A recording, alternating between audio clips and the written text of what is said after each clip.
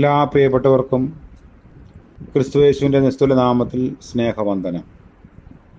ഇന്നത്തെ നമ്മുടെ ധ്യാനത്തിനായി വിശുദ്ധ മത്തായി എഴുതിയ സുവിശേഷം 13-ാം അധ്യായം 47-ഉം 48-ഉം വാക്യങ്ങൾ. മത്തായി 13-ന്റെ 47-48 വാക്യങ്ങൾ. പിന്നെയും സ്വർഗരാജ്യം കടലിൽ ഇടുന്നതും എല്ലാ വക മീനും പിടിക്കുന്നതുമായ ഒരു വലിയ വലയോട് സദൃശം. നിറഞ്ഞപ്പോൾ അവർ അത് വലിച്ച് കരയ്ക്ക് കയറ്റി ഇരുന്നു കൊണ്ട് നല്ലത് പാത്രങ്ങളിൽ കൂട്ടിവെച്ചു, ചീത്ത എറിഞ്ഞു കളഞ്ഞു.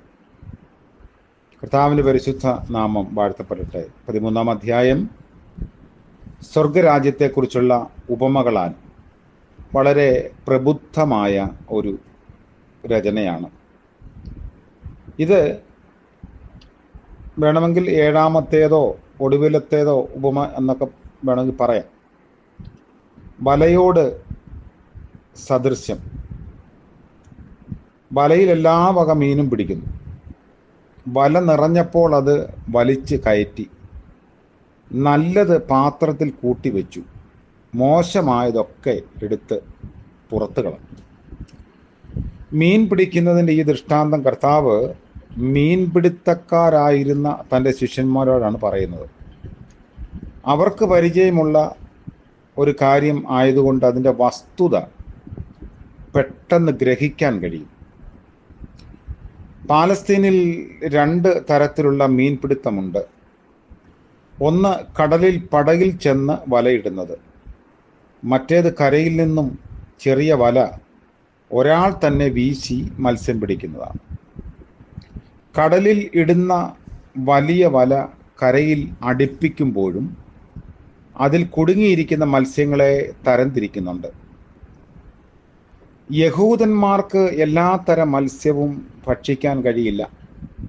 ലേവ്യ പുസ്തകത്തിലൊക്കെ വായിക്കുന്നത് പോലെ ചില മത്സ്യ ഇനങ്ങൾ അവർക്ക് നിഷിദ്ധമാണ്. അതുകൊണ്ട് വലയിൽ കുടുങ്ങിയ മത്സ്യങ്ങൾ തരംതിരിക്കുമ്പോൾ ന്യായപ്രമാണ പ്രകാരം അവർക്ക് വിഹിതമല്ലാത്തതെല്ലാം പുറത്തേക്ക് എടുത്തു കളയും.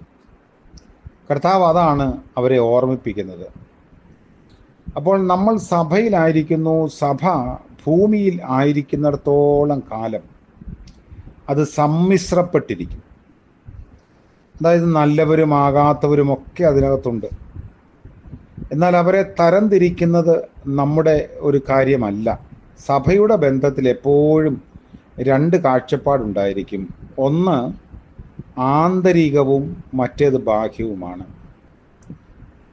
ബാഹ്യമായുള്ള കാഴ്ചയെ അടിസ്ഥാനമാക്കിയുള്ള നമ്മുടെ വിധി ശരിയാണ് എന്ന് ഒരിക്കലും വരില്ല. അങ്ങനെ നമുക്ക് നിർബന്ധം പിടിക്കാൻ കഴിയില്ല. എന്നാൽ ഈ ഉപമയിൽ നിന്നും നമുക്ക് മനസ്സിലാക്കാൻ കഴിയുന്ന ഒരു കാര്യം, തരം തിരിക്കുന്നതിനുള്ള സമയം വരുന്നു എന്നതാണ്. എന്നാൽ ഈ കാര്യം ചെയ്യുന്നത് മനുഷ്യനല്ല, ദൈവമാണ്. അതുകൊണ്ട് നമ്മുടെ കർത്തവ്യം വരുവാൻ താല്പര്യമുള്ളവരെ എല്ലാം കൂട്ടിവരുത്തുക എന്നുള്ളതാണ്. അന്തിമ ന്യായവിധി കർത്താവാണ് ചെയ്യുന്നത്. സഭകളുടെ ദൂതന്മാർക്ക് ചെയ്യാൻ കഴിയാത്ത ശുശ്രൂഷ ചെയ്യാൻ സ്വർഗത്തിൽ നിന്നും ദൂതന്മാർ വരും. അവർ ദുഷ്ടന്മാരെ നീതിമാന്മാരുടെ ഇടയിൽ നിന്ന് നീക്കിക്കളയും. ഗോതമ്പിൻ്റെയും കളയുടെയും ഉപമയും ഈ ഉപമയും തമ്മിലുള്ള അന്തരം, അതിലെ 1-ാമത്തെ വിധക്കാരൻ മനുഷ്യപുത്രനാണ്. അതായത് ജോലിക്കാർ ഉറങ്ങിപ്പോയപ്പോൾ പിശാച് കള വിതയ്ക്കുന്നു. കള പിഴുതു കളയാൻ ദാസന്മാർക്ക് അനുവാദം കിട്ടിയില്ല. യുഗാന്ത്യത്തിൽ ഇടർച്ചയുണ്ടാക്കുന്ന എല്ലാറ്റിനെയും ദൂതന്മാർ രാജ്യത്ത് നിന്നും പുറത്താക്കും. ഇവിടെ പറയുന്ന ഉപമയിലെ സമയം കർത്താവിൻ്റെ കാലം മുതൽ യഹൂദന്മാരുടെ കാലയളവ്, അതായത് വെളിപ്പാട് പുസ്തകത്തിൽ പറയുന്ന മഹോപദ്രവത്തോടുകൂടെ അവസാനിക്കുന്നത് വരെയാണ്. അപ്പോൾ മീൻപിടുത്തം ഒരു സാദൃശ്യമായി കർത്താവ് അവർക്ക് മനസ്സിലാകുന്ന ഭാഷയും അവർക്കറിയാവുന്ന ഒരു കാര്യവും എടുത്ത് പറഞ്ഞു എന്ന് മാത്രമേ ഉള്ളൂ. അപ്പോൾ ഒരു സഭ വലയ്ക്ക് സമമാകുമ്പോൾ അതിൽ ഉൾപ്പെട്ടതെല്ലാം അല്ലെങ്കിൽ എല്ലാവരും നല്ലതാണ്, വിശുദ്ധരാണ് എന്ന ചിന്ത വേണ്ട.